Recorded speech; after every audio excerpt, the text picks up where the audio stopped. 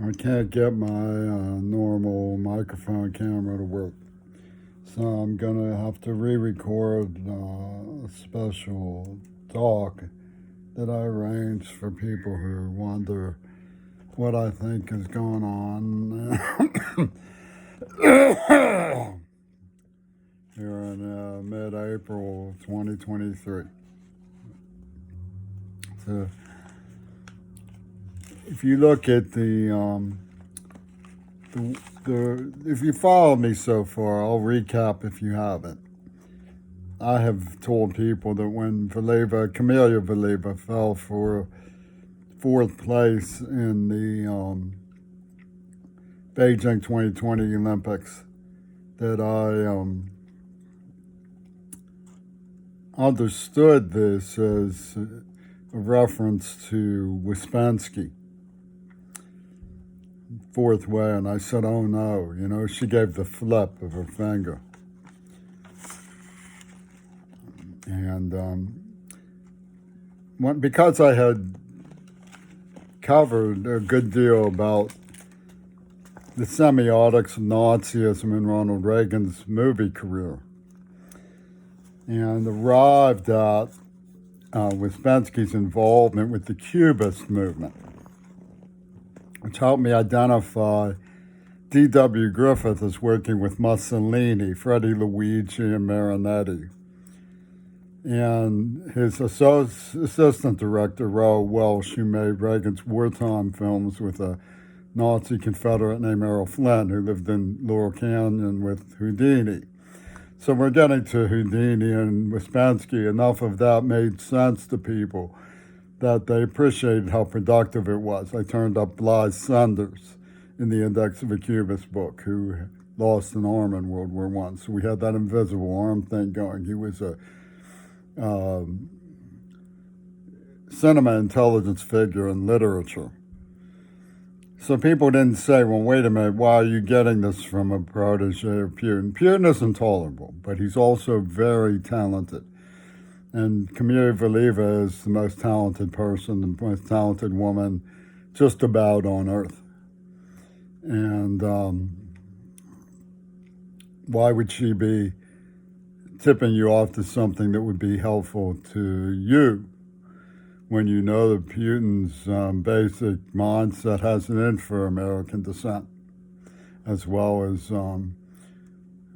any descent anywhere, because his personality cult politics. Well, what you don't understand is what I was saying, and I didn't really understand. If I had been pressed, it was sort of the shrug it off, It was like the shadow of the unsaid, how that can be sometimes.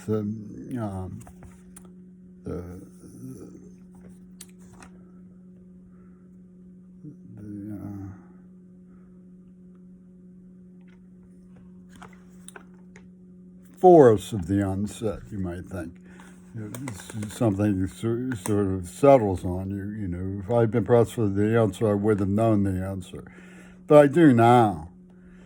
When you think about it, the Maidan Revolution was when Yanukovych hesitated about joining the European Union. He wanted a grace period before he joined the European Union.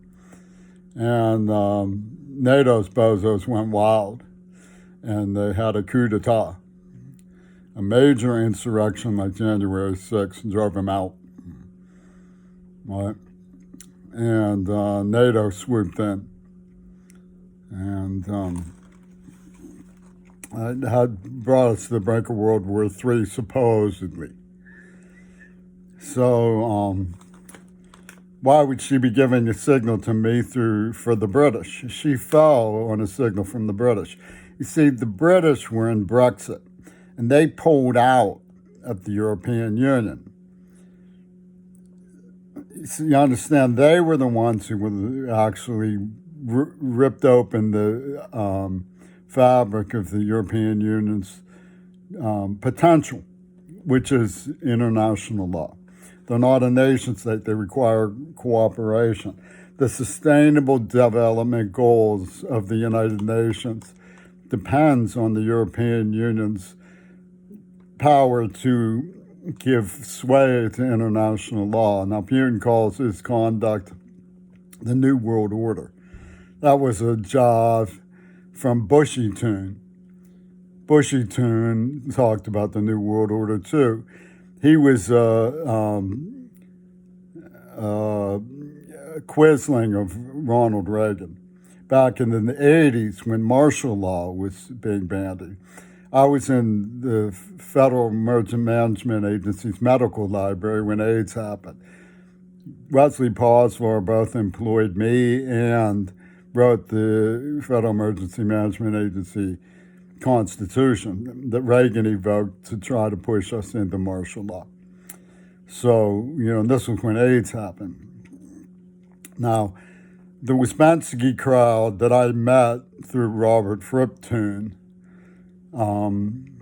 were people who were playing Svengali with Colin Powell, and blowing up, detonating symbolic targets like 911 and so on to make the AIDS therapy session go in. And they lured me to Mount Desert Island. And Peter Gabriel Toon was calling that an experience park, a therapy man. So their whole concept of running a emergency service to protect Leslie Katz, who was never in any danger, they made up a song and dance, a whole story. Her parents used to give me a ride home. They weren't afraid of me. Shulman was ripping off the museum, and Peter Gabriel was buying every word he could get Shulman to sell him, and for Yoko Ono. They were telling this wild song and dance that they were having an emergency services to protect me from AIDS. And it was an experience park, man. That's what they were saying. It was an experience park. Like my mother sort of alibied the doctor that gave me a Tenanon. It's important to know that it was ATTN and all that gave me diabetes and ultimately led to Parkinson's, because they're playing this game on a curve because they have these Cornel West spinner beanie people who want to inject you with HIV. Now, where does all this come from? You see, what they're doing is they don't want international law. And one of the arguments they sell themselves in the walled cities with the Bible cults around Donald Trump is that international law has no power against the devil. Marjorie Taylor Greene comes into Congress and says there's no such thing as privacy. They have this thing that can cause earthquakes that can go right into your psyche. And they don't, and they had this idea that they would justify Mount Desert Island as being rescue of the at-risk, but they're playing a double game with the idea of risk because their soul is at risk. It's a genocide porno ring operating out of the Ouspensky crowd and D.W. Griffith's Hitler and Reagan semiotics in Hollywood. Hollywood is trying to smash the European Union. So when Valieva fell at the signal up from the British to convey the look for Ouspensky for an explanation of what's going on, they made clear that the New World Order doesn't want international law. There's a lot of reasons. COVID-19 is one of them.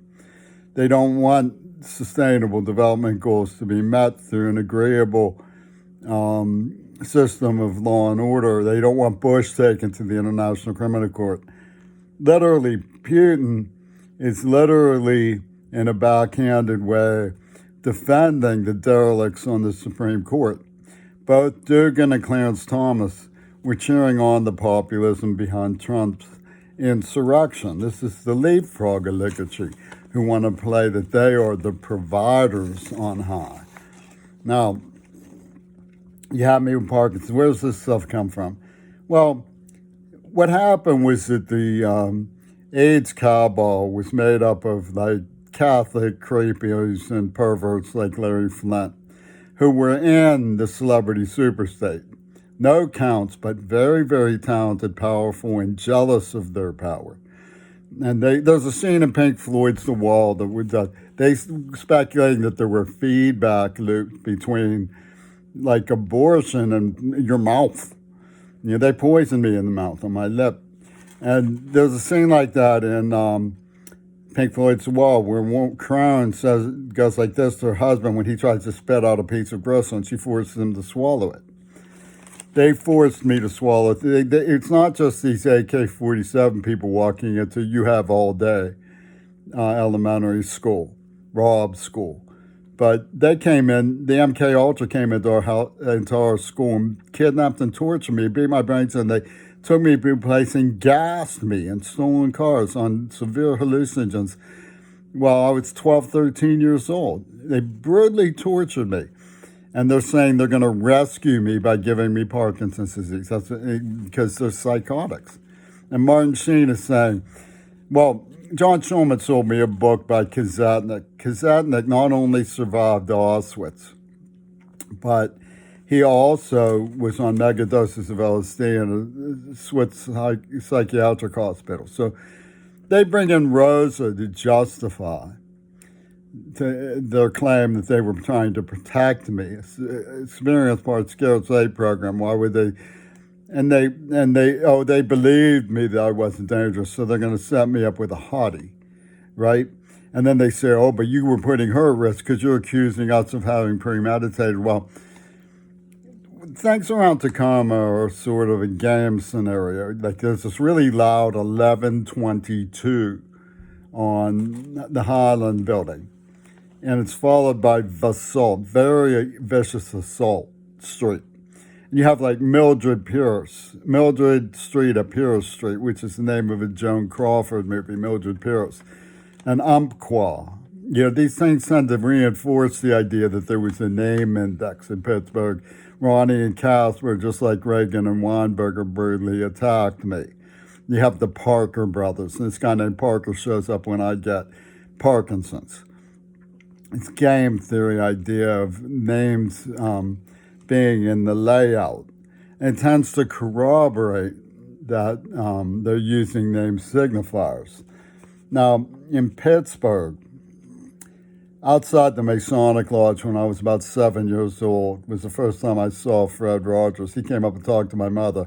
But he looked at me like I was Rosemary's Baby. I still can't believe how scared of me he was. It was like they were making some kind of plan for me. I believe that's what happened outside that Masonic Lodge.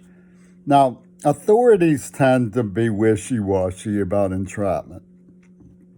They tend to believe that if the person is a bad character, then that is to blame. But in truth, when advised, a person might wonder, why is an agent watching me? Who is this person trying to come between me and my girlfriend?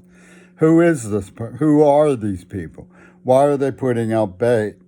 And so, but what you don't understand is that the signifiers like Vasalt corroborate that this wasn't this was a porn Iraq genocide ring. This wasn't simple entrapment. They were using a mold. They came in and they battered me, beautifully tortured me, and used an implant. And then they lampooned me with things like Van de Graaff generates just one breath, isn't death, it's the aerosol gray machine, and, Monty Python stuff, trying to, and then enlightening the mood, so I write things like Night of the Lebo. And they were doing these things through strategic psychology by Holocaust survivors who had taken LSD. So dealing with a very sadistic and criminal group of people who were using a mold. That's much more vicious than just entrapment. They were actually now working with Africologists, these people who are, oh, wow, Yoko Ono's grapefruit man. That's why that Pino Gabriel didn't make he doesn't have a copy of The Lamb on video because he was trying to wow John Lennon. Oh, we'll send it to the African spirits. We won't make a recording of it, man. And that's what they're doing when they torture somebody. They're incinerating they came out with this thing called Burn the Buddha. Let's have a barbecue, and it's like an Africology art, and Yoko Ono getting revenge for the spirits of Yazakuni. And that's what they're doing with this stuff. And they're saying, and they get away with it because we not only don't have international law, we don't even have local law in something that's sick. So, when they want to play act being the providers. They have the access and the status. Roger Waters is really a no count individual, but he's very talented. He's completely intolerable. They were making out like the therapy involved neurogasms. And what we find from the index that corroborates the Hitler-Reagan semiotics is that the Hitler-Reagan semiotics have basically two things that they're showing. One of them is that Kennedy's assassination was a snuff film put on by the whole Reagan industry of Hollywood. That's corroborated. And also that two virgins' pussy bowl was clocked to the AIDS attack. Now, Cory Booker has made an issue of the Supreme Court not having a code of ethics. And I think, that they need to develop a code of ethics. And the EU, the European Union, needs to get a little closer to comprehending what it means to have a society meeting sustainable development goals and not feeding into the mindset that led to Brexit and NATO in the Ukraine. I mean, you could arguably say that Greta Thunberg didn't make any kind of statement at all. She keeps saying we're standing with the Ukraine. Well, the Ukraine isn't standing with the climate change movement. They're with NATO. They're with the New World Order.